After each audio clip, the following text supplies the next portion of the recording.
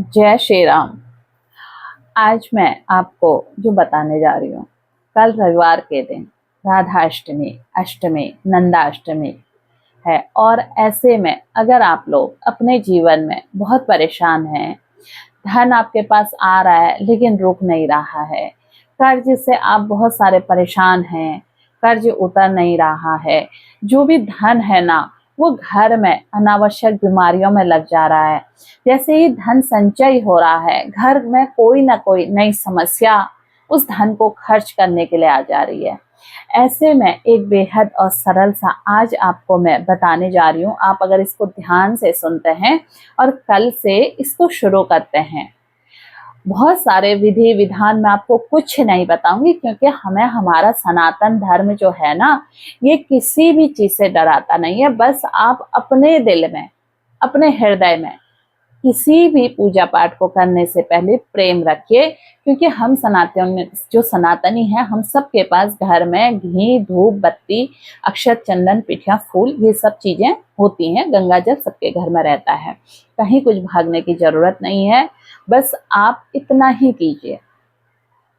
मैं आपको आगे को ये विधि बताने जाऊं कैसे करना है, क्या करना है, उससे पहले अगर आपने अभी तक मेरा चैनल सब्सक्राइब नहीं किया है तो आप इस चैनल को सब्सक्राइब कीजिए।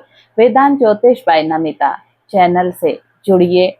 ऐसे बहुत सारी चीजें जहां लोग आपको डरा कर, जीवन से डरा देते हैं, वेदांत ज्योतिष वहीं आपको सनातन धर्म से जोड़ने के लिए आया है।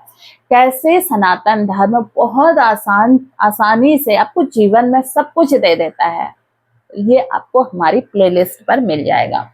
तो चलिए चलते हैं, मैं जो आपको बताने जा रही हूँ कि ऐसा हमने क्या करना है। रविवार का दिन मिला है, छुट्टी का दिन है और इस दिन अष्टमी है, राधा अष्टमी भी है। तो आपको क्या करना है, अगर आपके जीवन में बहुत सारी बाधाएं हैं, कर्ज से फंसे हुए हैं, रास्ते नहीं मिल रहे हैं, सारे मार्ग बंद हो गए हैं, तो ऐसे में कल से अगले 16 दिन तक, 14 सितंबर तक आप उपवास रख सकते हैं। अब कोई लोग कहेंगे कि हमारे लिए तो बहुत मुश्किल है, हम उपवास नहीं कर सकते हैं।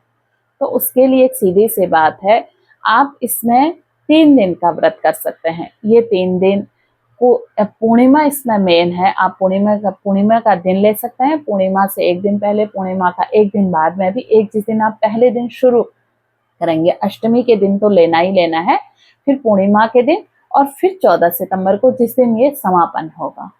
ये 3 दिन भी आप इस व्रत को कर लेते हैं तो भी आपको वही फल की प्राप्ति होगी, क्योंकि कई लोग जब गृहस्थ में होते हैं तो बहुत सारी जिम्मेदारियां होते हैं, वो नहीं कर पाते हैं।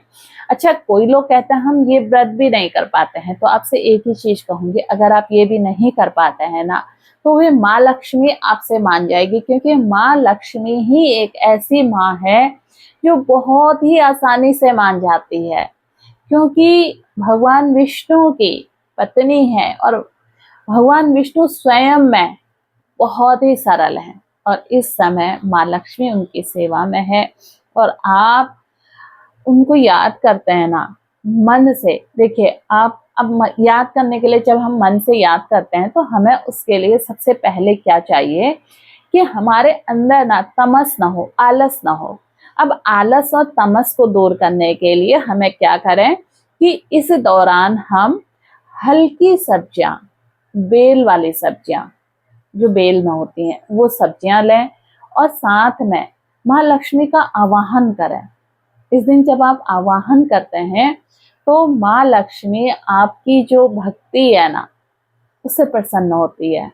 तो इसलिए देर मत कीजिए। अगर आपको इसकी ज्यादा जानकारी चाहिए तो आप क्या कीजिए, मेरे YouTube पर कमेंट करके आप पूछ सकते हैं। बाकी मैं आपको अपना नंबर भी दे रही हूँ, 9528508897। आप इसमें संपर्क कीजिए और इन 16 दिनों में आप एक साधारण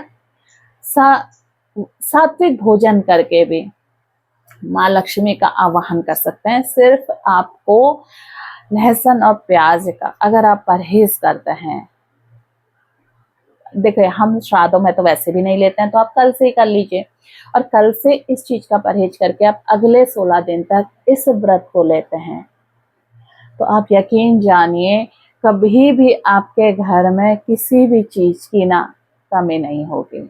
और माँ लक्ष्मी का सदा आपके घर में वरदान होगा, जो आपकी लक्ष्मी है ना कभी गलत तरफ नहीं जाएगी। दूसरी चीज, अपने घर में जो भी स्त्री हैं, कन्या हैं, इन सबको सम्मान दीजिए।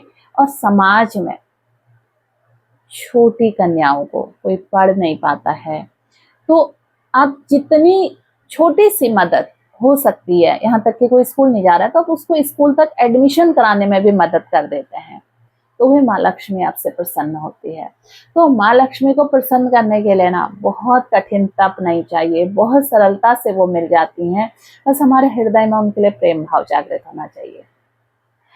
इसको मैं आगे आपको, अगर आपको पूछना है तो आप मेरे व्हाट्सएप नंबर पर मुझे मैसेज कीजिए, कॉल नहीं करनी है, और मैं आपको वहीं इसका उत्तर दूंगी। फिर आपसे मिलती हूँ एक नई वीडियो में नई जानकारी के साथ। तब तक के लिए जय श्री राम, नमस्कार।